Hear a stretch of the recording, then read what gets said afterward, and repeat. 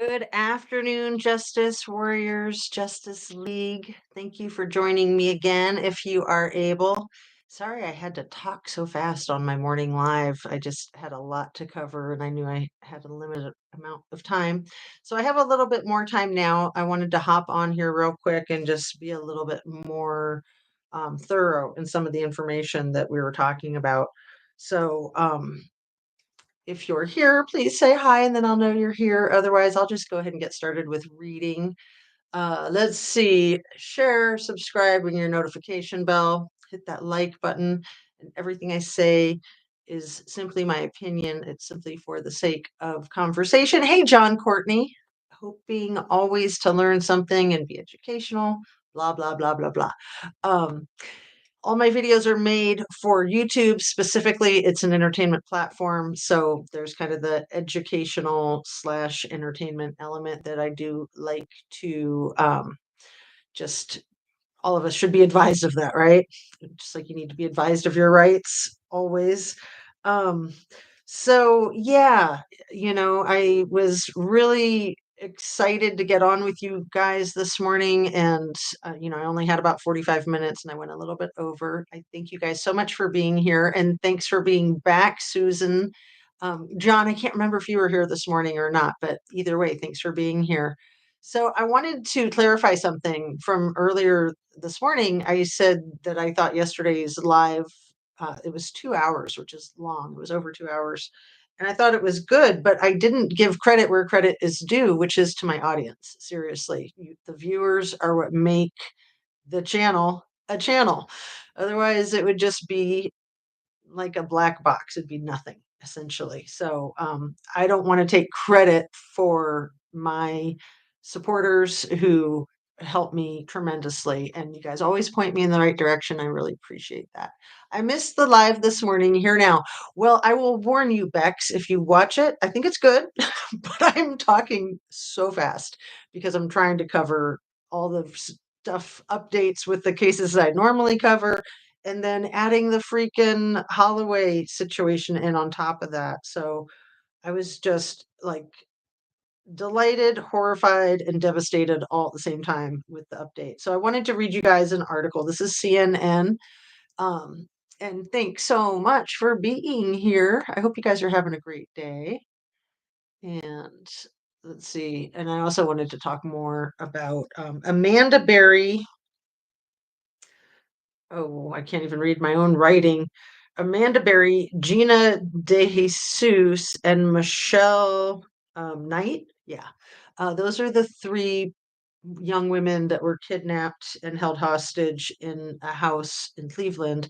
And then I think it was about 10 years ago that they escaped after 10 years. And at that point, the Amanda Berry had a 6-year-old daughter that she had in captivity. They all got out, and then Amanda Berry started working for, I think, Fox News in Cleveland. Anyway, I was going to catch up a little bit on that too. So let's start with out of Birmingham, Alabama. And I'm horrified because I don't think this is a true confession. I think that this was Joran being manipulative again. Like the tiger doesn't change his stripes. He says he's like given his life to the Lord. And wouldn't that be nice? But I don't think so. I think if he did, he would actually tell the truth. So I'll just read it. And here we go. Birmingham, Alabama, CNN. Joran Sloot, the prime suspect in the 2005 disappearance of Natalie Holloway in Aruba, has admitted to killing the Alabama teen, a U.S. federal judge said Wednesday. I have considered your confession to the brutal murder of Natalie Holloway, Judge Anna Manasco said after reading Sloot's proffer. You have brutally murdered in separate incidences years apart two beautiful women who refused your sexual advances, the judge said, referring to a separate killing in Peru in 2010. He probably, had non-consensual with both of them, right? And they're not here to say otherwise. Sloot, the prime suspect in the 2005 disappearance of Holloway, pleaded guilty Wednesday to charges of extortion and wire fraud in connection with the Alabama teen's remains. He has done so much to torture her mother with that kind of crap beyond the initial horrible, heinous crap. Like, you'd think it couldn't get any worse, and then he just keeps making it worse. I would like to meet him. John Courtney says, "Hey, Truth Tsunami, how are you? Thanks for coming in. Thanks, Mark, for being here, everybody. Good to see you all." He was accused of trying to sell information about the location of Holloway's remains to her family in exchange for $250,000. He's done these types of head games with her mother the entire, 19 years since it happened. Um, Holloway's body has never been found. In 2012, an Alabama judge signed an order declaring her legally deceased. Sloot had been arrested multiple times in connection with Holloway's death. He was subsequently released by Aruban authorities who cited a lack of direct evidence. And yeah, isn't that convenient with his father being an effing judge? But on Wednesday, Holloway's mother lambasted Sloot after seeing his proffer, which she said included his admission to killing the teen. For 19 years, you denied killing Natalee Holloway. Your lies have caused indiscernible pain. You have finally admitted that you murdered her, Beth Holloway said in an emotional victim impact statement. And hello, Sunset Salty Sage. Yeah. Truth Tsunami, did you hear that he made an alleged confession? That's what this is. Okay. And he did make a confession. I just don't think it's true, but I think that they're going to go with it. You are a killer, and I want you to remember that. CNN has not seen Vandersloot's proffer. Vandersloot is serving a 28-year prison sentence in Peru for the 2010 murder of Stephanie Flores. We all remember that nightmare. Peruvian officials allowed his temporary release to the U.S. in June to face the extortion and wire fraud charges. Almost 2 decades after Holloway vanished in Aruba, Vandersloot might soon reveal long-awaited details about how she died. And this article is just 12 hours old. As a condition of the plea deal, Vandersloot was required to say how Holloway died and how her body was disposed of. Holloway family attorney John Q. Kelly told NBC's Today Show prior to the Wednesday's guilty plea. There won't be any further investigation or search for Natalee's remains, Kelly said on Today. Beth Holloway, Natalee's mother, will hold a news conference after the hearing to share what Vandersloot told the FBI authorities. CNN has sought more information from Kelly as well as comment from the U.S. Justice Department and police in Aruba. 18 years of mystery and misery. Hey, Sandra, thanks for coming in. Thank you again, everybody that's here. Let's see, and the lurkers as well, of course. Okay, Holloway was in the Caribbean nation on a high school graduation trip when she vanished in 2005. The 18-year-old was last seen leaving a nightclub with Vandersloot and 2 other men, brothers Deepak and Satish Kalpo. What did I call them earlier? Kopaka, but I knew it wasn't that. And then I also said capiche. I was pretty close. It's a good hybrid, capiche and Kalpaka. Kalpo. Okay, the 3 men were arrested in 2005, but were released due to insufficient evidence. They were rearrested and charged in 2007 for involvement in the voluntary manslaughter of Natalee Holloway for causing serious bodily harm to Natalee Holloway, resulting in her death, a Aruban prosecutor said at the time. But a few weeks later, an Aruban judge. Honestly, no one wants to stop it. What, you stupid thing? That I can't believe it did that. It's never done that. How annoying. It's not stopping. Okay, there. Don't you hate when these things, like, it's never done anything like that? And I don't mind hearing about HIV, but not right now. I'm trying to talk to you guys, trying to read this. Man, that was ridiculous. A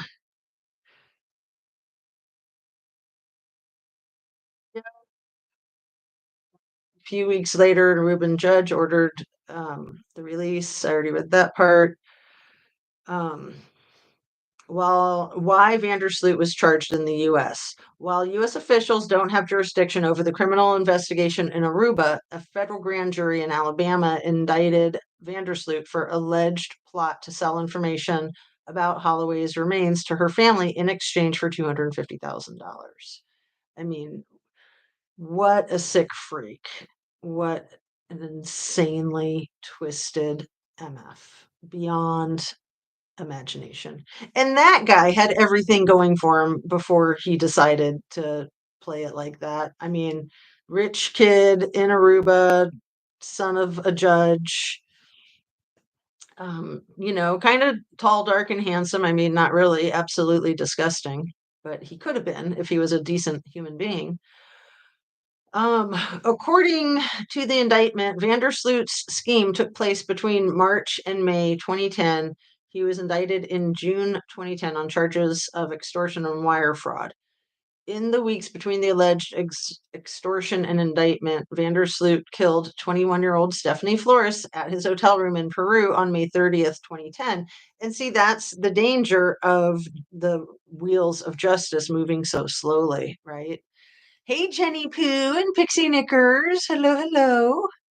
Um, is there anyone else here that I missed? Sunset Salty. Um, I'll be G-rated. Apologies. Oh no, what did you say? I'm not going to rewind it. I'm just going to keep reading this. I'm curious, but I'll catch it later. Let's see. Vandersloot confessed to killing Flores and was sentenced to 28 years in a Peruvian prison. But in June, Vandersloot was temporarily transferred to the U.S. to face extortion and fraud charges under an agreement between Peru and the U.S. Vandersloot will return to Peru to finish his murder sentence in the Flores case. Afterward, he will return to the U.S. to start his prison sentence for the federal extortion and wire fraud charges. So that's the whole article. I purposely chose a kind of short one because there were so many talking about it from so many different directions. But let's see. Did want to read you something more about the Calpo brothers. Um,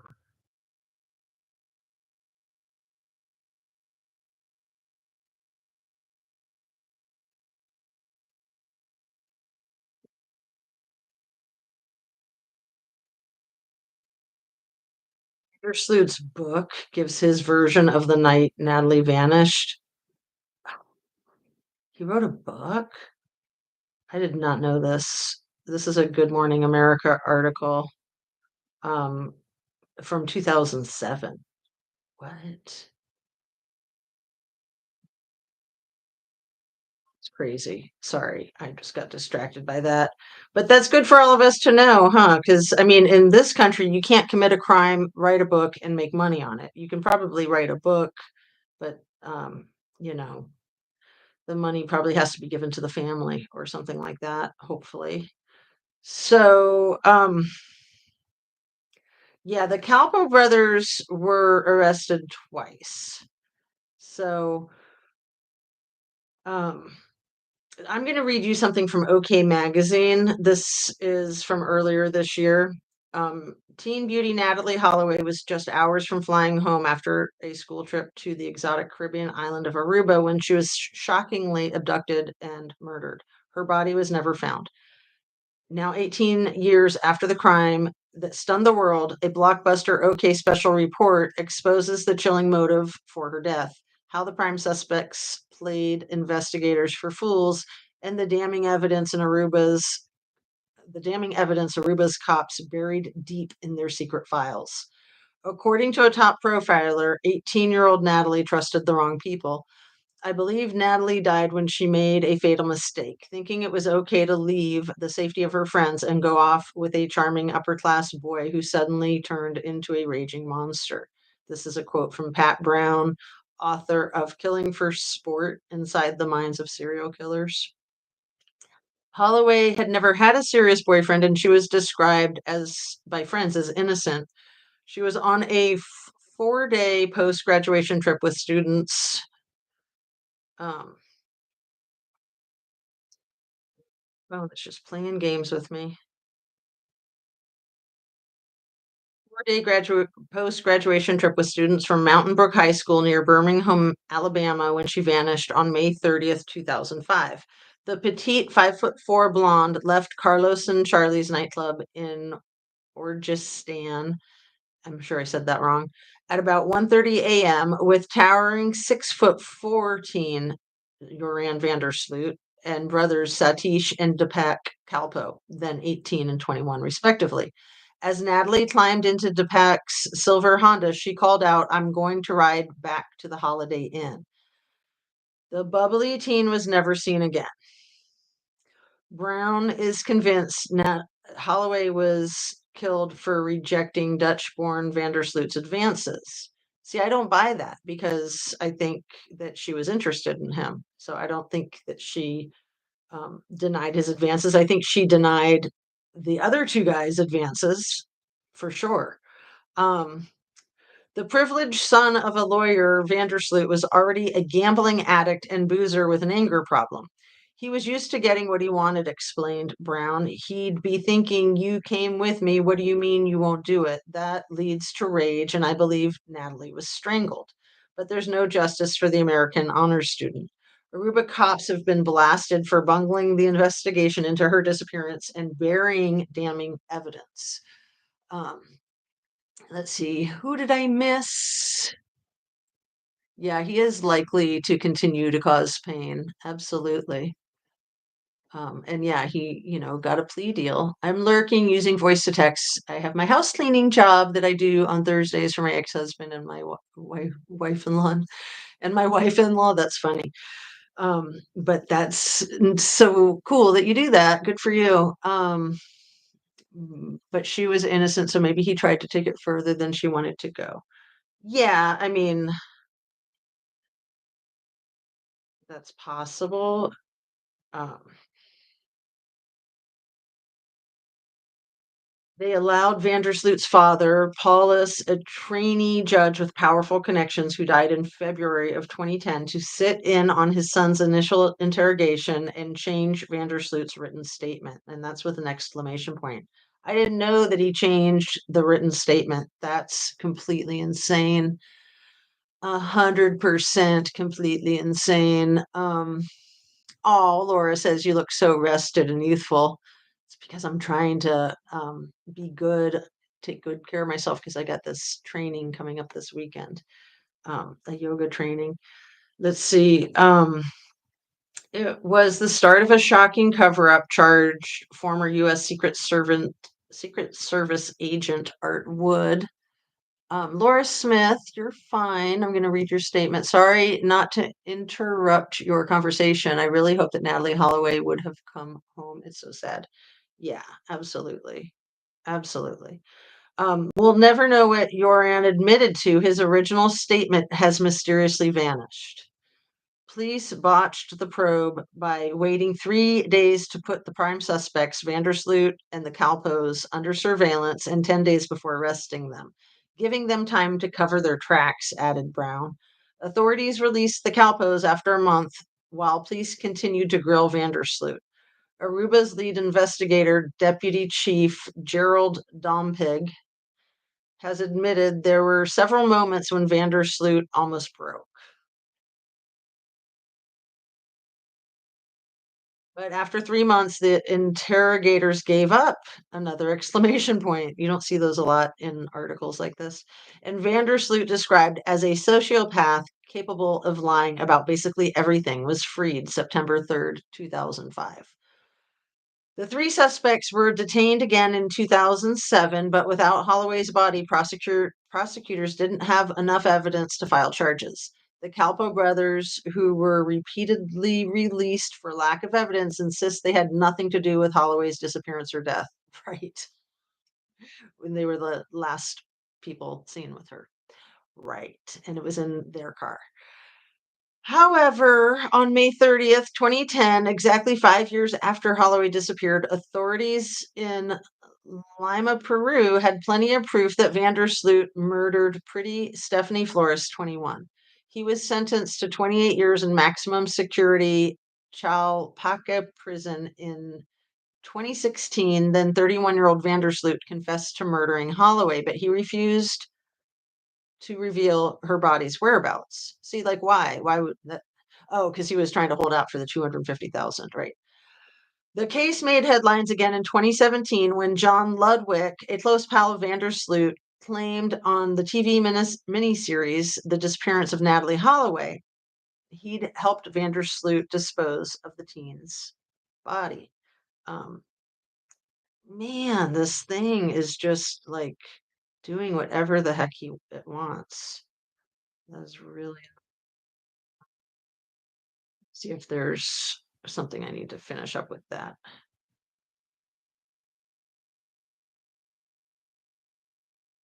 Doesn't usually do that. They're changing the game again, switching it up on me. Um, I'll just stop there because that's just so freaking annoying. Um, there's so many good articles. So I know you guys are here to be on a live. Again, I was thinking I would just do a quick pre-recorded, but then I thought, no, why not do another live? Since when I got off this morning, as I said, if I can, I'll do another live. And so here we are. Um, so yeah, that's so sweet of you to say that, Laura. Honestly, I try to take good care of myself all the time, but especially because I've got this training that starts on Saturday. So I'm excited about it, and I'm doing my best to do all the things I try to remind you guys to do all the time. It's hard. It's hard to keep up, right? But it's nice when you are taking good care of yourself and you feel pretty good and makes your days a lot better. And I'm hoping that the yoga training will actually help me with my health more. So that's the goal. That's the plan, right? The cool thing about yoga is you can take it with you wherever you go. You don't even need a yoga mat. You don't need anything. You just need gravity. And let me tell you guys too about my favorite type of yoga because I had not really thought about um, talking about this in the upcoming training, but I will. Have you ever heard of yin yoga? I won't go into it for long because we're not a yoga channel. We're a jewelry and home decor true crime channel. But we might become a yoga, jewelry, home decor true crime channel, right? Anyway, yin yoga is just like I would say it's like taking a nap but more energizing. It's all done on the floor. It's all very low key. It doesn't feel like you're really doing anything, but you hold your poses. I think it was like for 2 to 4 minutes, and you just do simple poses, and it's really amazing. And the health benefits are amazing. So I'm gonna be looking more into that in the training. Um, so I heard a long time ago that he said he sold her in. Right, Laura. He did say that, and I think that he might have. Dr. Phil was convinced that he did. Dr. Phil went down to Aruba and went to the trap house that he had ties with. And it's my theory that that did come into play. Um, but she there like Kylie Rodney, there's like a 1% chance or less that they might still be breathing and being abused that way, but chances are that they fought in the beginning on day one and that they got into a struggle and passed away, um, or were unalived, basically. I mean, they were passed away at the hands of another person intentionally or unintentionally. I mean, if they're trying to fight for their freedom and they accidentally end up unalived, like that's still just as terrible as if the person set out to take their lives. I mean, an assault like that is considered an incomplete murder in some cultures, and I completely feel that way. I think it's atrocious and it's not punished by a long enough sentence in our country for the most part. I knew somebody who had been assaulted who took the case to court, and the guy was found guilty and he got 9 months. of probation. Like, it almost made it worse, seriously. Like,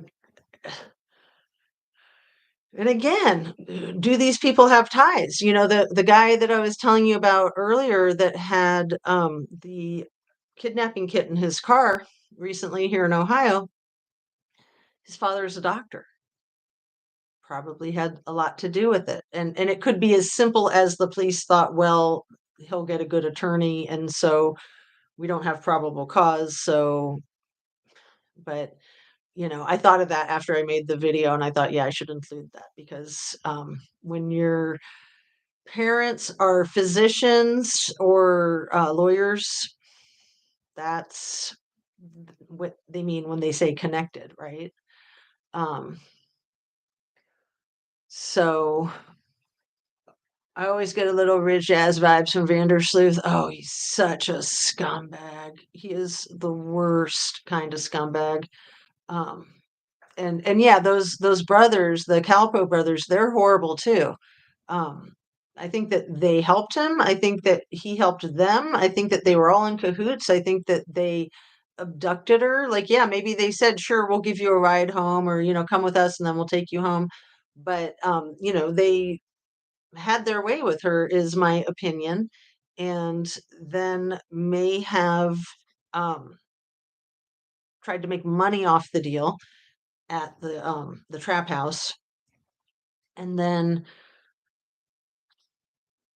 continued to torture her family for all these years with all this BS about this, that, and the other. So um, the story about again, trigger warning.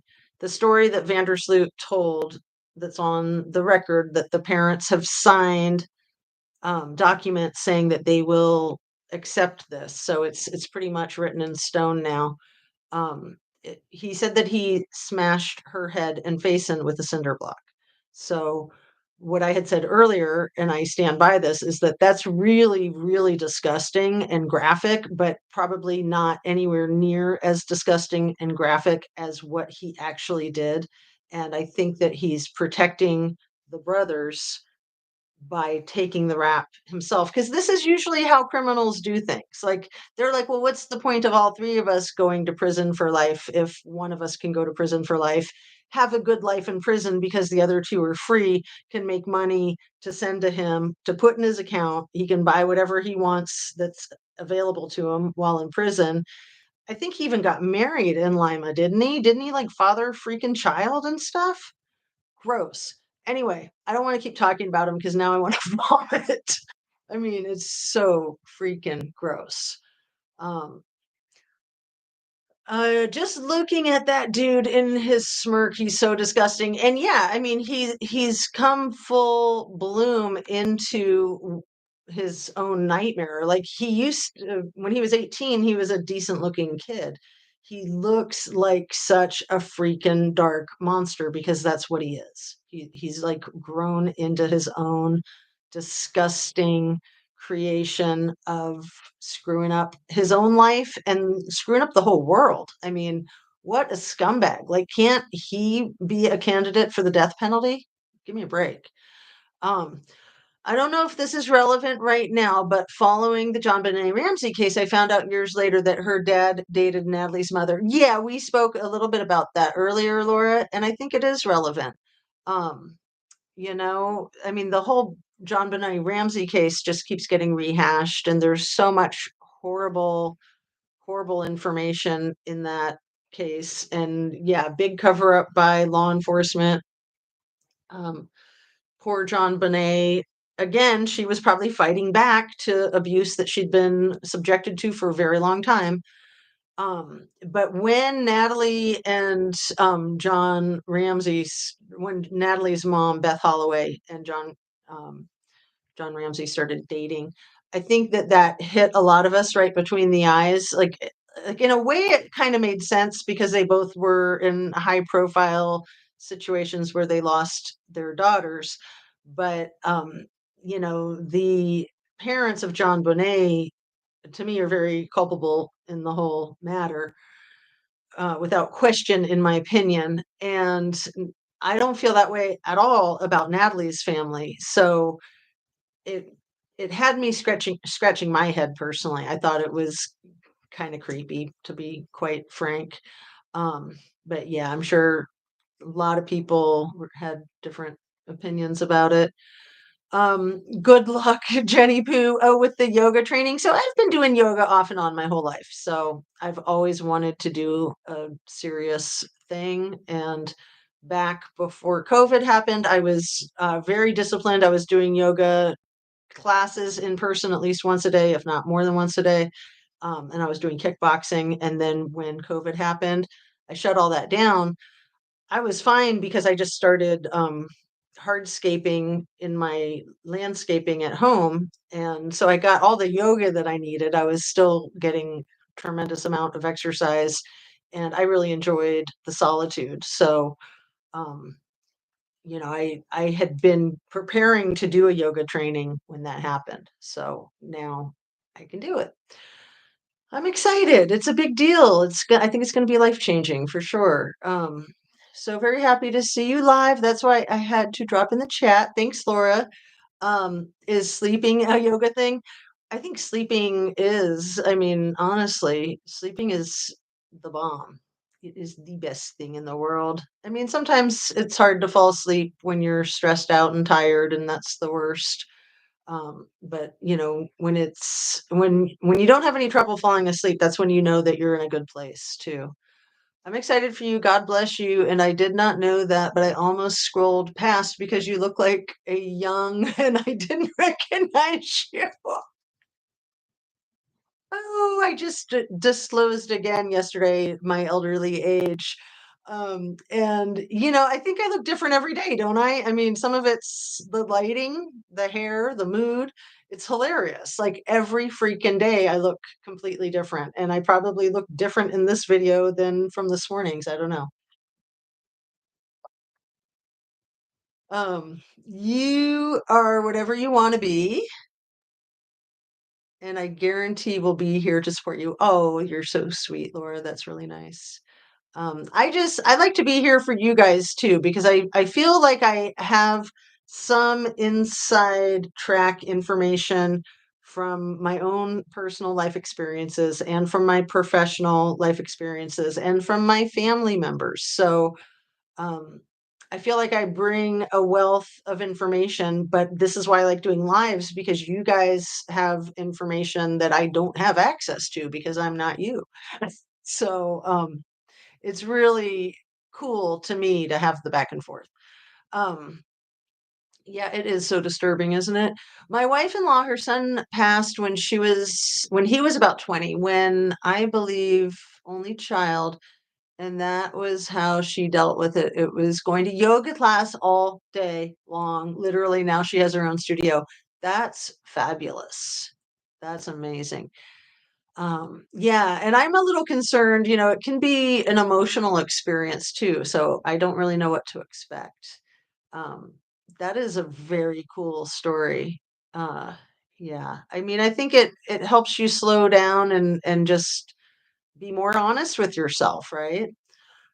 It's terrible to be lying in your life to anybody, but I think people who are liars lie to themselves too, and it's no way to live. It's like The Walking Dead as far as I'm concerned. Some of us never even address it as nothing good would come of it, but more humiliation for victims. Oh, Sunset, I think I know what you're talking about. I'm so sorry. Um, and yeah, I mean, it's good. This is why I'm talking about the Holly Bobo case and drawing parallels to the Natalie Holloway case and the Kylie Rodney case, and potential parallels even in the Idaho 4, because it's gross. We all want to sweep it under the rug. None of us want to see it. None of us want to talk about it. Um, these things happen. It's horrible. Um, so let's keep going. I want to get caught up and then I want to read a little bit to you about that Cleveland situation in case you weren't familiar. Haven't heard that. Did I hear that just recently 1,000 kids disappeared from Ohio? How's that happen? There's a big trafficking thing in this state. And there were 160 people arrested, I think, a couple weeks ago in a sex trafficking ring bust in this state. I think also in Florida. Um, it's crazy. That is the worst. The not knowing is the worst. And, I would imagine that Natalie Holloway's mother, Beth, doesn't really fully believe Joran because she knows what a freaking liar he is. But to quote that movie title, sometimes it's as good as it gets. Like he's admitting to it. It's kind of like with the Chris Watts case. He's admitting to it. He can be sentenced. It's not full justice, but it's some justice. So some justice is better than no justice. But then you might have these insanely deranged, dangerous individuals running free on the streets. And we all know that they're out there. But when they've already done it and there's evidence to prove that they've done it, shouldn't they be held accountable too to keep our world safer? Um, Palm Beach Central uh, High School, where my granddaughter goes, next year the principal was arrested for not reporting essay of a student this year. Wow, that's a great thing that he was arrested because, yeah, I know of situations here in Ohio. You guys probably have all heard of Steubenville. It's a really gnarly case that internet sleuths broke the case, cracked the case, and got at least two of the perps charged and sentenced. So that was internet sleuthing that did that in the Steubenville case. I can put a link to that in the description in case you're not familiar. Um, and yeah, I mean, again, people in positions like that are usually able to protect themselves and throw people under the bus and, have the assistant principal take the rap or something like that. So arrested, that's amazing. I'm going to have to look that up. I think it's very relevant to the idea of traffickers are all connected. It's a good point. That's a really good point. Um, let's see. Yeah, they are all connected because that's why it's called a ring, because they're all like feeding off of each other, sharing photos and victims and making money off of each other and buying and selling. It's gross. It's gross. You're blowing my mind right now because I followed John Bonet case very intensely and did not know that she was abused or trafficked. Well, that's the information that I have um, paid attention to, that she had chronic um, uh, UTIs and yeast infections, and that there were people that may have been paying her family that held high positions in government there in Boulder, Colorado. So that's why the case was uh, fumbled, possibly, allegedly, in my humble conspiracy theory opinion. And I'll kick my credit to Rich Lux, like I always do, or almost always do when I use his quote there. Laura, yes, absolutely. It's kind of like the Silk Road. They are merchants. I lie to myself when I tell myself that I can get up off the yoga mat. You know what, John? I wanted to address that. I'm glad you said that because, I've had health issues in the past, and literally just being able to sit on the ground and being able to get up from on the ground, like those are accomplishments. And so that's why I brought up the yin yoga, is because it's yoga that pretty much anybody can do.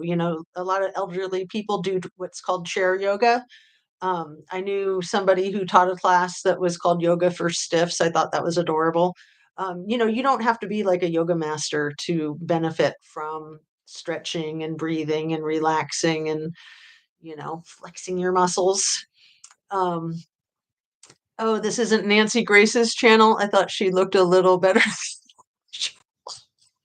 J- JR Nana, you crack me up. I'm a Nancy Grace fan, actually. I don't always agree with her, of course, like not on the Idaho 4.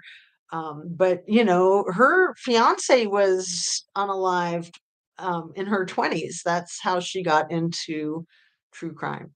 Um, for anybody who didn't know that about Nancy Grace, I think she's pretty amazing. Oh, thank you, Sunset Salty, for saying that. And you need to work on your Southern accent, Jazz. Well, I shall. I'm terrible with accents. I mean, that wasn't a Southern accent. What was that, like British or something? I can't do no accents. I can do an Ohio accent, maybe a California accent, different places that I've lived. I can definitely do the Valley Girl accent, but we don't want to go there. Scottish accent, that's good. So let me see if I can get my silly cell phone to cooperate enough to read to you a little bit about the Cleveland rescue, because that's a really happy story. So Amanda Berry, um, I always think of the Simpsons joke, Amanda Hug and Kiss. Amanda Hug and Kiss? Is there Amanda Hug and Kiss around here? You know, when Bart calls into the bar with the fake names. Amanda Berry, stay focused. So she was hired by the Cleveland News, and the three captives escaped in 2013, so 10 years ago. And she's written a book. Her daughter would be 16 now, because when they escaped, her daughter that she had in captivity with the perpetrator was 6. And um, yeah, it's pretty amazing. But let's see if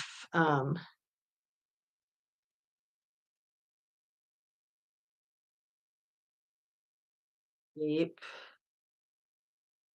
Why don't I read this? This is from missingkids.org. And the title is "We're Doing Great 10 Years After Cleveland Escape." It's hard to believe, even for Amanda Berry. And I'm reading this because, I want everyone to know, whether you're a victim or you know a victim, or even if you don't know a victim, that there can be victory after being victimized. That's cool. Victim, victory. Might need to do some wordplay there. It's hard to believe, even for Amanda Berry, that it's been a decade since she broke free from the Cleveland home where she and 3 others were being held captive and made that frantic 911 call. Help me, please. I'm Amanda Berry. I've been kidnapped. I've been missing for 10 years, and I'm here, and I'm free now. Berry made her daring and courageous escape on May 6, 2013, that also freed Gina De Jesus, Michelle Knight, and Jocelyn, the 6-year-old child Berry gave birth to in captivity. Before long, images of their abductors' dilapidated house on Seymour Avenue that became their prison were broadcast around the world as their astonishing story unfolded. This Saturday, May 6th, marks 10 years since the day that touched off neighborhood celebrations in Cleveland that gave hope to families with long-term missing children everywhere. Berry and De Jesus were just teenagers, 16 and 14 respectively.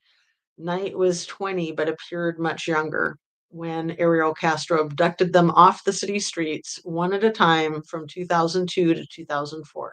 We're doing great, Berry, now 37, sorry, said in an interview this week with the National Center for Missing and Exploited Children. 10 years, it seems like yesterday, but we've lived a good life in 10 years. We've had good days, bad days, but we've really been blessed. I've done a lot of things that I normally wouldn't have done. We're just living life. And anniversaries always are profound for PTSD. So I'm sure that 10-year mark was huge. They've now been free the same length of time that Castro held them. Wow, even more so. That Castro held them captive, sometimes in chains, and subjected them to unimaginable emotional and physical abuse. He hid them in plain sight. Neighbors, even friends who visited his home, had no idea they were imprisoned there. I think he was a father of 3, and that his kids didn't even know, and they would come over sometimes, I think. But that's stuff I read a long, long time ago, so it's fuzzy. That day, 10 years ago, Berry finally saw a chance to escape when Castro left one of the 2 heavily secured front doors unlocked. She went for it, pounding on the outside door until a neighbor, Charles Ramsey, heard her screams and helped her break free. That's when she made the now infamous 911 call to police, who rescued the others in the home and later arrested Castro. Since their recoveries, they've all embraced life, adjusting to a world that moved on without them, navigating some bumps along the way, and giving back to their communities. Barry conquered her fear of being in the public eye and does a daily segment called Missing with Amanda Berry at a Cleveland TV station on Fox 8 News to help find missing children and adults. De Jesus and her cousins started the Cleveland Center for the Missing, Abducted, and Exploiting Children and Adults, a nonprofit organization she purposefully and defiantly opened on Seymour Avenue, just down the street from the House of Horrors, which has since been demolished. I'm so glad I picked this article to share with you guys. I mean, I'm getting goosebumps, aren't you? Knight, who changed her name to Lily Rose Lee, moved away, got married, and is trying to help others by telling her story. That's so cool. It's startling for Barry to realize that her daughter, who marked a milestone of her own in December at her Sweet 16 party in a pretty pink Cinderella gown and tiara, is now the same age Barry was when Castro offered her a ride as she was walking home from her part time job at Burger King. Washington Post reporters Mary Jordan and Kevin Sullivan, who wrote a #1 bestseller with Barry and De Jesus, Hope, a memoir of survival in Cleveland, have stayed in close contact with them over the past 10 years and attended Jocelyn's birthday party and NCMEC's Hope Awards Gala, where the young women were honored for their courage. They find their journey remarkable. Hmm, it is, isn't it? These girls endured hell and now they're back with their families and enjoying life. Yeah, it's amazing that none of them have self-harmed, that a lot of times things like that happen, and that would be so sad to survive all of that only to not get through the PTSD part of it. Um so um Jordan said this week to NCMEC, it's a testament to the human spirit. De Jesus, at age 14, was the last and youngest of the three girls abducted on April 2nd, 2004, when Castro, the father of her friend, asked her if she wanted a ride on her way home from middle school. She hopped in his car and he drove her straight to his home, where he lured her inside and chained her to a pole in his basement. Knight and Barry were already confined in the house, having been abducted in 2002 and 2003, respectively.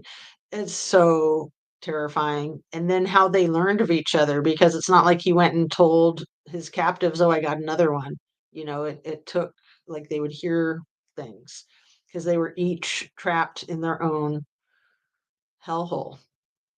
Castro pleaded guilty to a raft of charges, including abduction and RAPE, and was sentenced to life in prison plus 1,000 years with no chance of parole. He hung himself in prison 1 month later. Gross MF. It was the steadfast support from their close knit families, friends, neighbors that kept their story and hope alive, both Barry and De Jesus said.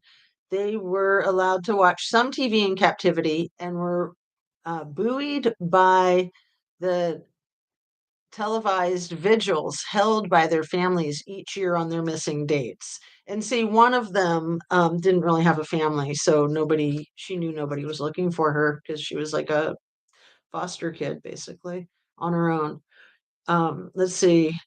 Television gave them glimpses of the life that was stolen from them. While watching the news, Barry devastatingly learned that her mother had passed away, and many believe of a broken heart. Oh, man. After that, can you imagine? Like, again, just when you think things can't get any worse. After they vanished, Barry and De Jesus became household names in Cleveland. Knight did not have the same family support system or receive the same news coverage. She was an adult when she went missing, and police assumed she had ran away from a troubled life. Since then, they've had to fill in the gaps of a stolen childhood. In an interview with NCMEC 7 years later, after her recovery, De Jesus said the first thing was just getting used to hearing her real name spoken out loud. It's the simplest thing sometimes, you guys, right? They were forbidden from using their real names during their captivity, so she chose Chelsea, a character on a soap opera, Days of Our Lives, that her parents used to watch.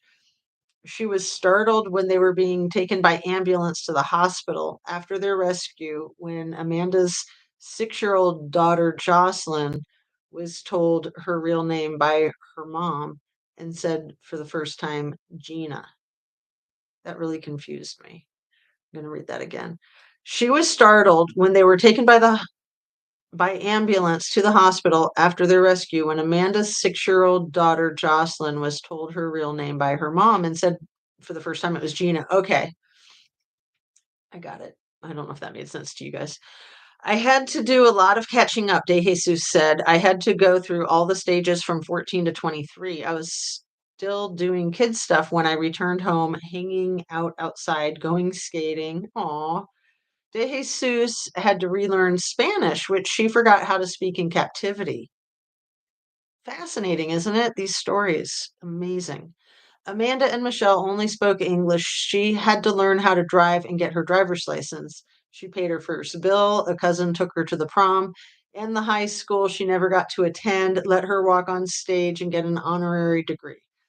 Most of all, she was just grateful that her mom got to see her again. At the time, her mom was going blind. Oh, that's really cool that she got to see her before going blind. Like I said, there's so many fascinating stories of hope. That's why I'm reading this, because we cover all of this devastating crap and people, the spirit is strong, so strong. De Jesus, whose nonprofit has given hope and comfort to many families, has removed herself from the spotlight and is taking some space for herself, said Barry, who encouraged her to pursue other things and enjoy life. They've both done a lot of traveling, including a trip to Las Vegas, but like everyone, COVID forced them back inside. Now they're hoping to see more of the world. They cherish being outdoors. Barry, who lives with her sister Beth, her rock, goes to middle and high schools to talk to students, not to scare them, but to tell them ways to stay safer. Isn't that cool? That is way freaking cool. She says she has her first real boyfriend now and an extremely close relationship with her daughter, my baby, who she danced with at her sweet 16 party. Oh, her first real boyfriend. That's got to be wild. This is last paragraph. I mean, it's still tough sometimes. I still have thoughts of certain things, but I have a great support system, said Barry. But I'm happy. It's so weird. I never thought I was going to be able to trust and love somebody. That's remarkable. It's nice to have a normal life sometimes. I know I'll never truly have a normal life. I'm kind of coming to grips with that. It's okay as long as I make the best out of it that I can. It's been a good 10 years. Holy smokes, you guys, that is so cool. Thanks for listening. I'm really happy to share that with you guys. Let me read a couple of your longer ones that I missed. The uh So I absolutely love you too, Laura Smith, just because of the way you present yourself, the things you say, and the person you are. It's wonderful. You're so kind. Thank you for saying that. Isn't it amazing that there's kind people on YouTube? There's so many not kind people, and those are the ones that we often focus on. Thank you for being so kind, Laura, and to the rest of you too. You guys are all amazing. And bend over. That's one of those Simpsons jokes. Yeah, I'm so happy that I realized that I can start referencing Kids in the Hall skits because I can put links to the reference in the description. So, like this morning's live, I haven't done my links for that yet, but I will. And I'm going to put the link to one of my all time favorite Kids in the Hall skits. Maybe I'll put the link in both of these lives from today. so that you don't miss it. So please check that out later. I'll try to get to it as quickly as I can. Because yeah, we all need some humor, right? Amen to hug and kiss. Yes. And the victim's victory is survival, isn't it? Yeah, just to survive these things. And Holly Bobo, she almost survived. Like she was holding on for dear life. Um, I got you covered with the Southern accent. Cool. I'm sorry I got to lay down, but I'll listen as I fall asleep. I'll fall asleep. Hope you all chat and have a lovely day. Well, thank you, Pixie Knickers. You too. I hope you're wearing your jewelry today. Um, and a one-way street who won the last earrings and necklace set has not emailed me their address. So if anybody knows a one-way street or sees them in another chat, tell them to email me at justiceatooz@gmail.com. Email me their address so that I can send it to them. I'm gonna hold on to it, and I'll do another one soon with some other jewelry. But I'm gonna hold on to it because I figure eventually I'll catch up with them. In my little jewelry giveaways. So yeah.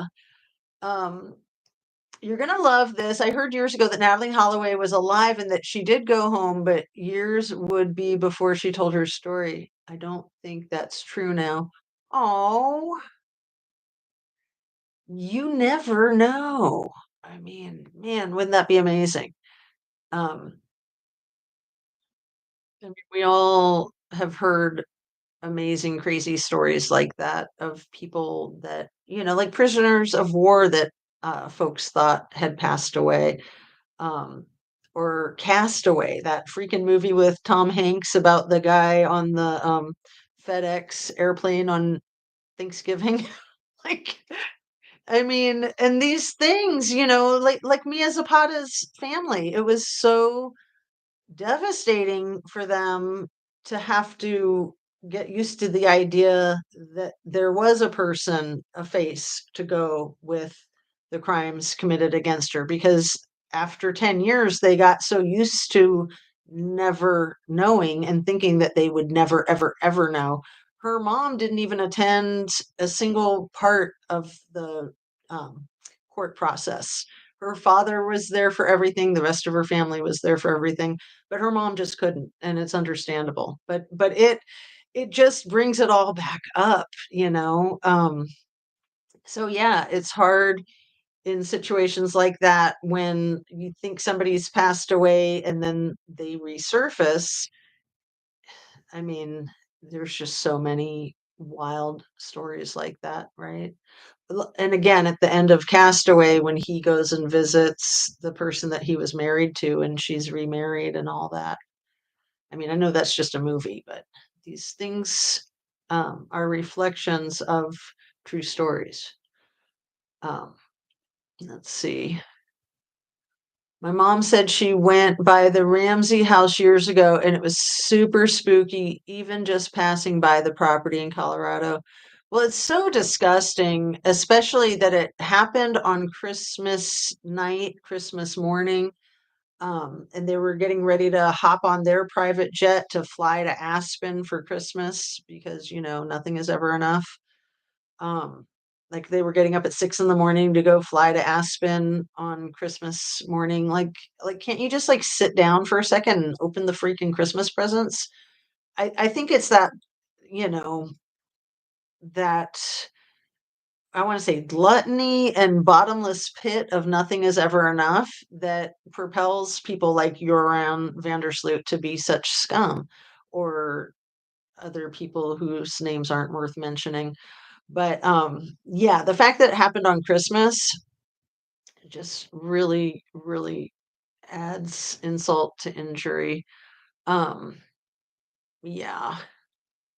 Yeah, I would think the house is super, super spooky. I mean, what a sad, sad story. I'm crying, but I'm so happy for people to survive and have a full and happy existence from God. Exactly, Laura Smith.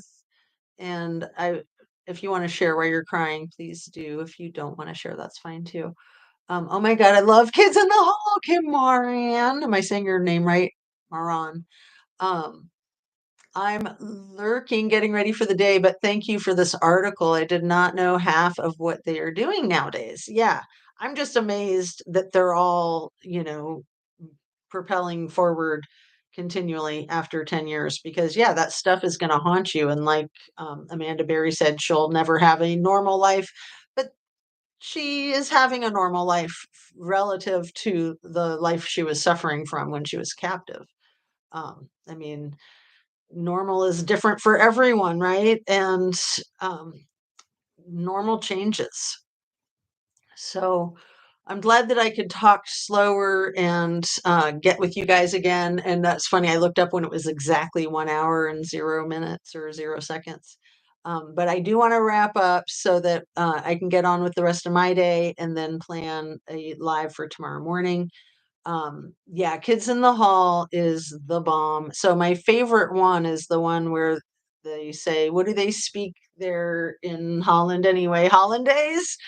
Um, that is Scott Thompson, and he plays this deranged character that hits somebody over the head with a hammer and they totally overreact and die. So he's in prison and he's telling the story from prison. And the reason that he hit the guy in the head with a hammer was because um, he was pretending that he didn't speak English. And then he's like, what do they speak there anyway? Hollandaise. So it's just one of my absolute all time favorite skits of theirs. So I'm going to put that in both of the descriptions for today's live, like I said.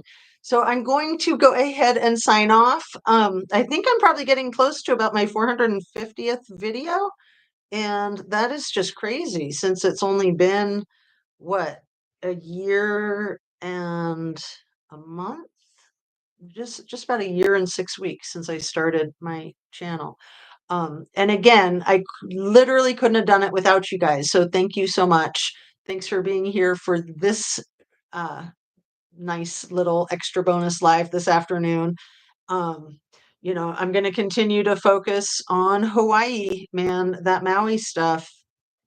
I know a lot of people have moved on, but I don't think that that's appropriate for me anyway.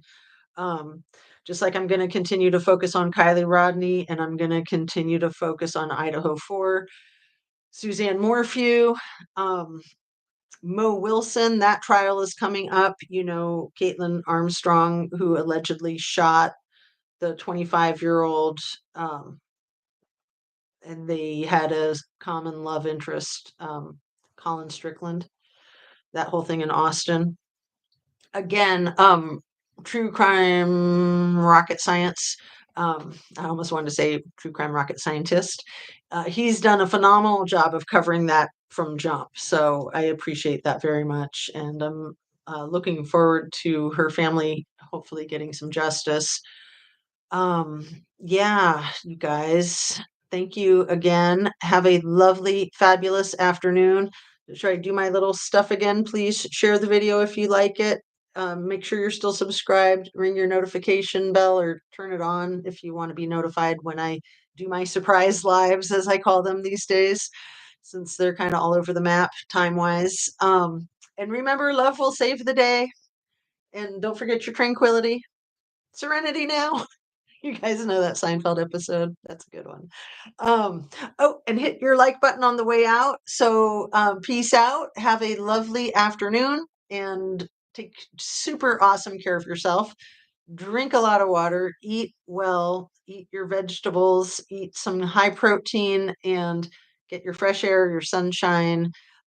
Stretch, relax, exercise, be productive. It's always good to feel like you're productive. That's a very good feeling. And Alistair Grant says, hi, Justice. It's been a while, but I have been watching in the background. It's been a mental summer at work. Oh, thank you for watching and thanks for speaking up.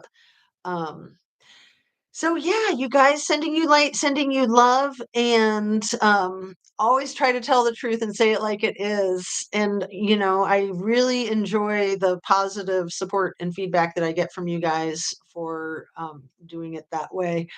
I try so hard not to like try to be polished. I try to just be because we are all works in progress and I just don't see any reason for it.